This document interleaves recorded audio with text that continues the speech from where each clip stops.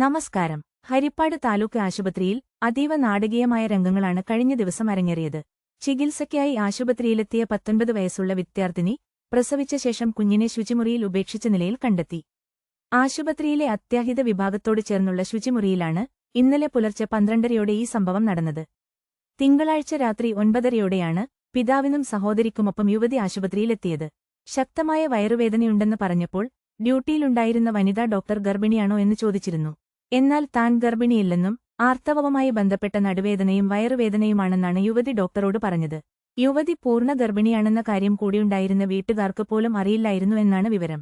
തുടർന്ന് പരിശോധനകൾക്കായി ശുചിമുറിയിലേക്ക് പോയ യുവതി ഏറെ നേരമായിട്ടും പുറത്തിറങ്ങിയില്ല. ഇതോടെ സംശയം തോന്നിയ ആശുപത്രി ജീവനക്കാർ വാതിൽ തുറക്കാൻ ആവശ്യപ്പെടുകയായിരുന്നു. പിന്നാലെയാണ് പ്രസവിച്ച വിവരവും കുഞ്ഞിനെ ഉപേക്ഷിച്ച നിലയിൽ കണ്ടെത്തിയതുമായ ഞെട്ടിക്കുന്ന വിവരങ്ങൾ പുറത്തുവന്നത്.